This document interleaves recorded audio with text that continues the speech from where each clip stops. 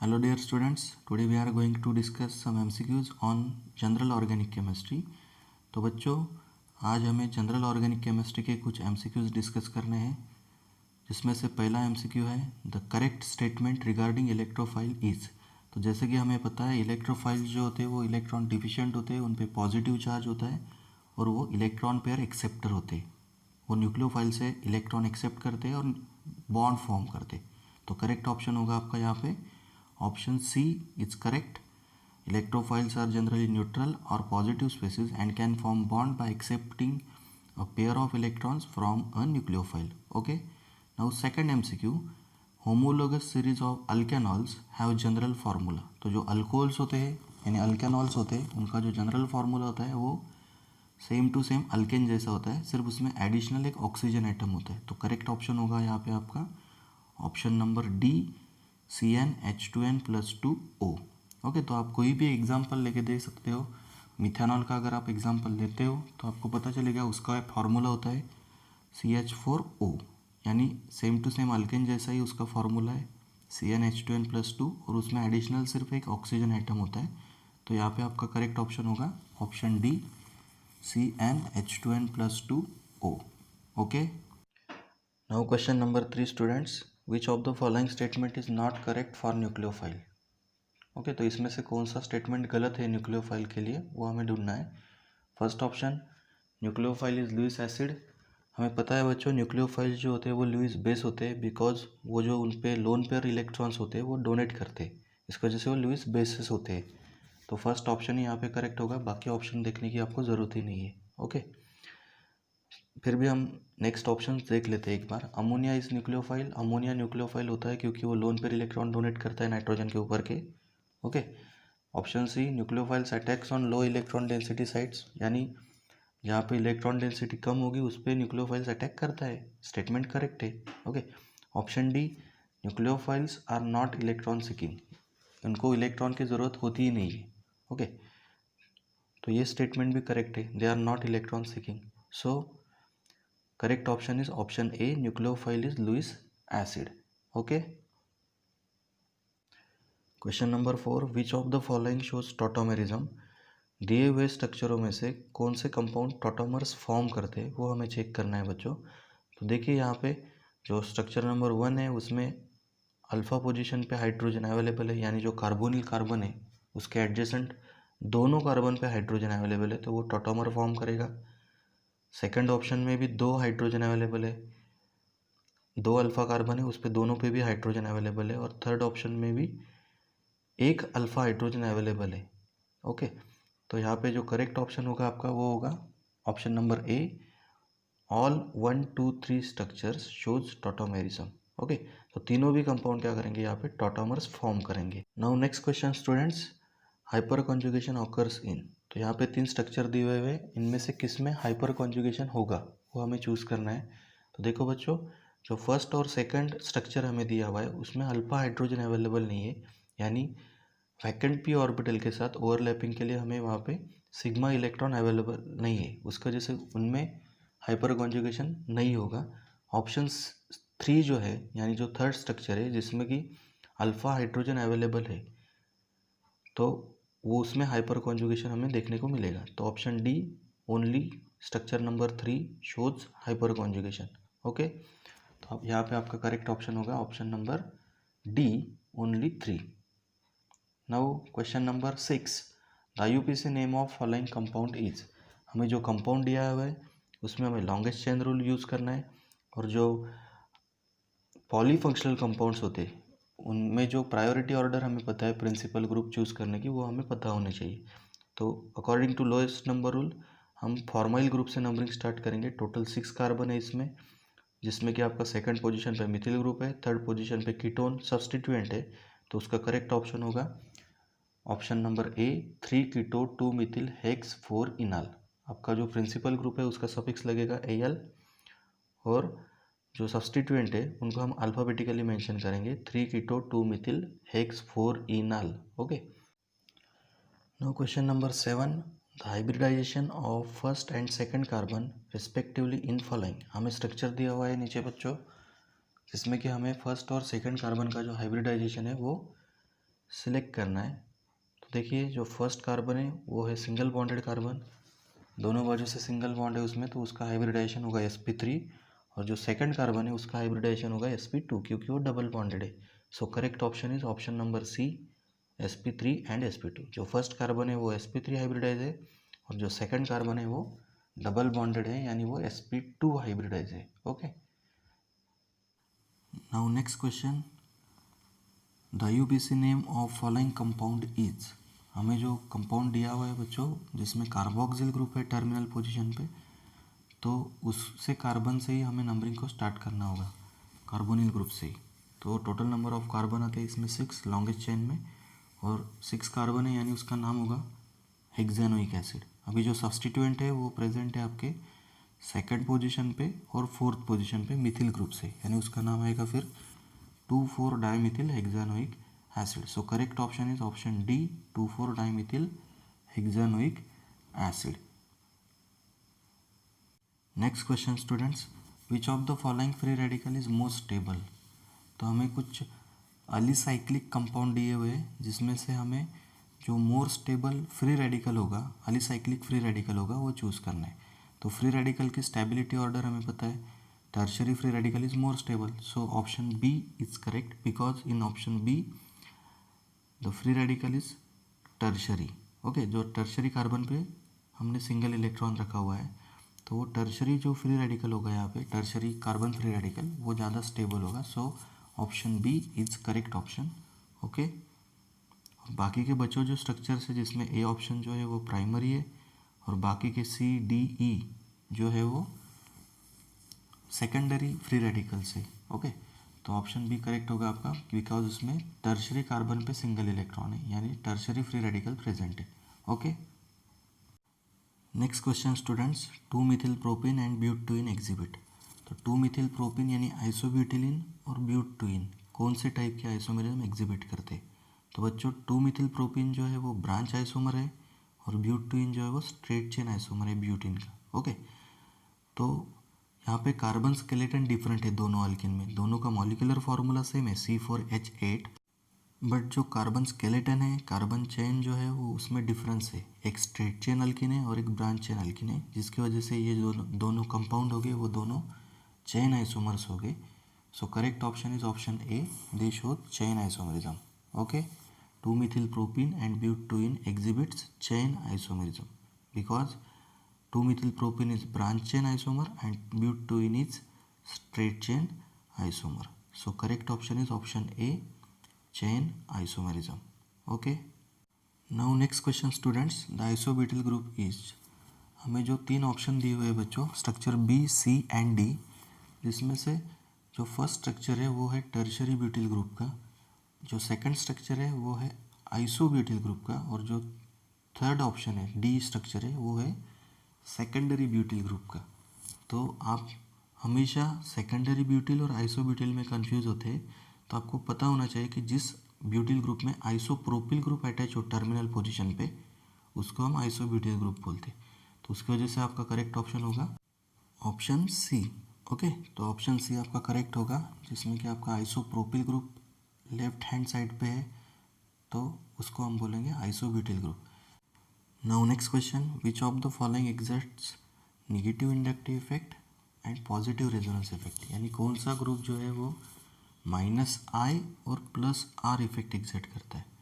तो nitro group जो है वो -R और -I इफेक्ट एग्जर्ट करता है, अल्किल ग्रुप जो होता है वो +I और +R इफेक्ट एग्जर्ट करता है, जो हैलोजेंस होते हैं वो एलिफेटिक कार्बन चेन में -I इफेक्ट एग्जर्ट करते हैं और एरोमेटिक सिस्टम में +R इफेक्ट एग्जर्ट करते हैं। तो करेक्ट ऑप्शन क्या होगा बच्चों, option C, halogens, halogen exerts -I effect and +R effect. So correct option is option C, halogen.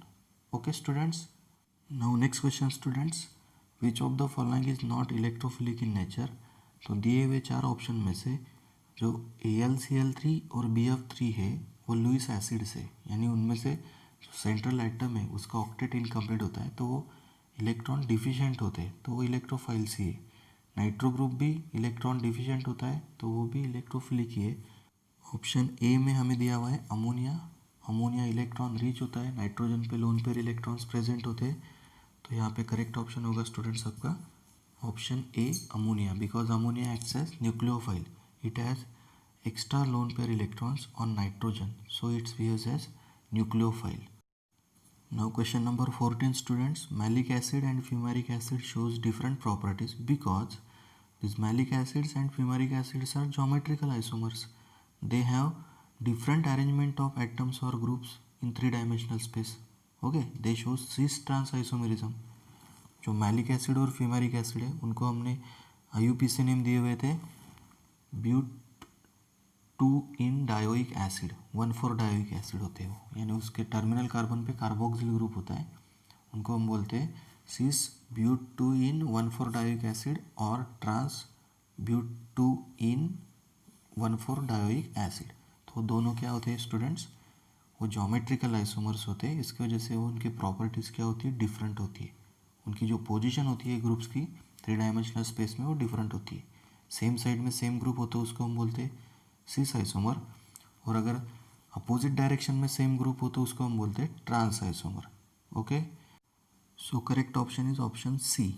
Okay students, next question students, given organic compound is, हमें pyridine का structure दिया हुआ है।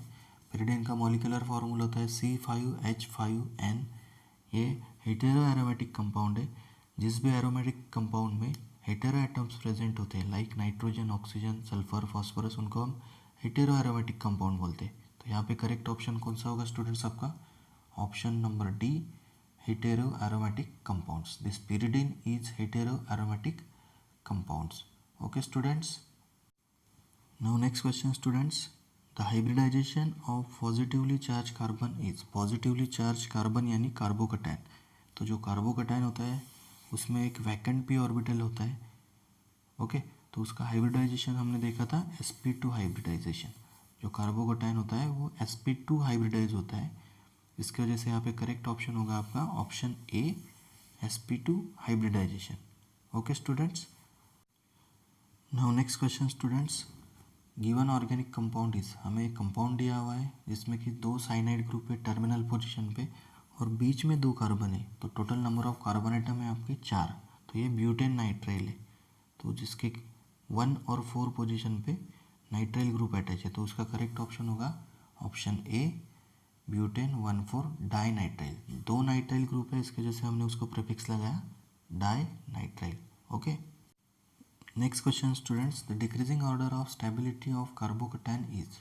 तो हमें पता है बच्चों जो कार्बोकैटायंस होते हैं उनमें टर्शरी कार्बोकैटायन सबसे ज़्यादा स्टेबल होता है, उसके बाद में फिर सेकेंडरी, फिर लास्ट में प्राइमरी। प्राइमरी कार्बोकैटायन सबसे कम स्टेबल होता है। सो डिक्रीजिंग ऑर्डर अगर आपको अरेंज करनी है तो टर्शरी को पहले लिखना होगा, बाद में सेकेंडरी को, बाद में प्राइमरी का। So correct option is option B, tertiary greater than secondary, secondary greater than primary carbocation. So correct option is option number B. Okay students, now next question students, the IUPAC name of following compound is, हमें एक dicarboxylic acid molecule दिया हुआ है जिसके terminal position पे 2 carboxyl group present है, left hand side पे भी और राइट साइड पे भी। ओके, सो इसका जो IUPAC नेम आएगा वो आएगा ब्यूटेन 1,4 डायोइक एसिड, क्योंकि सेंटर में 2 कार्बन है और दोनों साइड में लेफ्ट और राइट में एक एक कार्बोक्सिल ग्रुप है। सो इसका IUPAC नेम क्या आएगा स्टूडेंट्स, ब्यूटेन डायोइक एसिड। आप पोजीशन भी डिनोट कर सकते हो, ब्यूटेन 1,4 डायोइक एसिड, फर्स्ट और फोर्थ पोजीशन पे आपका कार्बोक्सिल कार्बन आ रहा है। Okay, so correct option is option C, butane 1,4 dioic acid. Okay students, now next question students, question number 20, the IUPAC name of given alicyclic compound is, हमें एक अलीसाइक्लिक compound दिया हुआ है, उसका हमें IUPAC नेम आइडेंटिफाई करना है। तो देखो स्टूडेंट्स, अलीसाइक्लिक रिंग में जिस कार्बन पे ज़्यादा सब्सटीट्यूएंट है उस कार्बन से हम नंबरिंग को स्टार्टिंग करते हैं। तो जो ऊपर वाला कार्बन है उसको हम 1 नंबर पोजीशन डिनोट करेंगे, और जो उसके अपोजिट डायरेक्शन में मिथिल ग्रुप छोड़ा है उस कार्बन को हम 4 पोजीशन डिनोट करेंगे। तो उसका IUPAC नेम आएगा 1 ethyl 1,4 dimethyl cyclohexane. So correct option is option A 1 ethyl 1,4 dimethyl cyclohexane. Okay students, now next question student, ethyl alcohol and dimethyl ether are. तो इथिल अल्कोहल और dimethyl ether एक दूसरे से क्या रिलेशनशिप रखते हैं वो हमें यहाँ पे चेक करना है। तो टॉटोमेरिज्म तो नहीं दिखाते, टॉटोमेरिज्म हमें कार्बोनिल कंपाउंड में देखने को मिलती है। यहाँ पे हमें दिया हुआ है अल्कोहल और ईथर। तो बच्चों हमने पढ़ा हुआ है monohydric alcohol and ethers are functional isomers of each other. अगर दोनों में same number of carbon atom हो तो दोनों एक दूसरे के फंक्शनल आइसोमर हो सकते हैं। तो आप इन दोनों का फॉर्मूला चेक कर लो, इथिल अल्कोहल और डाइमिथिल ईथर का। अगर दोनों में number of carbon atom, hydrogen atom same आते हैं और ऑक्सीजन भी अगर सेम ही होंगे तो वो एक दूसरे के क्या होते हैं, फंक्शनल आइसोमर्स होते हैं। तो आप चेक कर लो, दोनों का मॉलिक्यूलर फार्मूला आता है C2H6O। तो ये दोनों एक दूसरे के क्या होंगे स्टूडेंट्स, फंक्शनल आइसोमर्स होंगे। So correct option is option B, functional isomers. This ethyl alcohol and dimethyl ether are functional isomers of each other. Okay students, so correct option is option B. Next question students, which of the following exerts plus R effect when attach to benzene ring. इसमें से कौन से group अगर हम benzene ring को attach करते हैं तो वो प्लस आर इफेक्ट एक्सर्ट करते हैं, वो हमें आइडेंटिफाई करना है। तो बच्चों हमें पता है nitro group, cyano group, halogen और carbonyl group minus R effect exert करते हैं। जो सेकंड ऑप्शन है ऑप्शन बी, उसमें हमें दिया हुआ है alkyl group, hydroxy group, amino group और अल्कोक्सी ग्रुप। तो ऑक्सीजन पे लोन पेयर इलेक्ट्रॉन्स होते हैं, ऑक्सीजन पे, नाइट्रोजन पे, तो वो प्लस आर इफेक्ट एक्सर्ट करते हैं। अल्किल ग्रुप भी प्लस आर इफेक्ट एक्सर्ट करता है। सो यहाँ पे करेक्ट ऑप्शन क्या होगा स्टूडेंट्स, ऑप्शन बी, जिसमें हमें दिया हुआ है alkyl group, hydroxy group, amino group और alkoxy group. Okay students, so here correct option is option B. तो नेक्स्ट क्वेश्चन स्टूडेंट्स, जिसमें हमें ज्योमेट्री और हाइब्रिडाइजेशन पूछा है कार्बन का। हमने टोटल 4 इंटरमीडिएट का स्टडी किया था, कार्बोकटाइन, कार्बन फ्री रेडिकल, कार्बेनियन और कार्बिन। तो जिसमें से सबसे लास्ट में हमने कार्बिन का स्टडी किया था। जो कार्बिन होता है वो न्यूट्रल स्पेसिस होता है और उस पर 2 सिंगल इलेक्ट्रॉन्स होते हैं, 2 सिंगल अनशेयर्ड इलेक्ट्रॉन्स होते हैं, तो उसे हमने डाइवैलेंट स्पेसिस बोला था। और उसका जो हाइब्रिडाइजेशन है वो हमने डिस्कस किया था sp हाइब्रिडाइजेशन, और उसकी ज्योमेट्री होती है linear. So here correct option is option C, carbene has linear geometry and sp hybridization. Okay students, so correct option is option C. Now second last question students, the ratio of sigma and pi bonds in benzene ring is। तो benzene में total sigma bonds होते हैं 12, carbon carbon sigma bonds होते हैं 6 और carbon hydrogen sigma bonds होते हैं 6। Total sigma bond होते हैं 12 और नंबर ऑफ पाई बॉन्ड्स होते हैं 3। तो पाई बॉन्ड होते हैं 3 और सिग्मा बॉन्ड होते हैं 12। तो रेशो क्या आएगा बच्चों फिर उसका, सिग्मा वर्सेस पाई का, 4:1। So correct option is option C, 4:1। The ratio of sigma and pi bonds in benzene is 4:1। Okay students, so correct option is option C. Now last question students, nucleophilic reagents are. Nucleophilic reagents are electron rich and acts as Lewis acids? No, it's wrong. Electron deficient and acts as Lewis base? It's also wrong. Electron rich and acts as Lewis base? Yes, it is right. Okay, तो जो nucleophilic reagents होते हैं वो electron rich होते हैं और वो Lewis base जैसा बिहेव करते हैं। So here correct option is option C, these nucleophilic reagents are electron rich and acts as Lewis bases. Okay.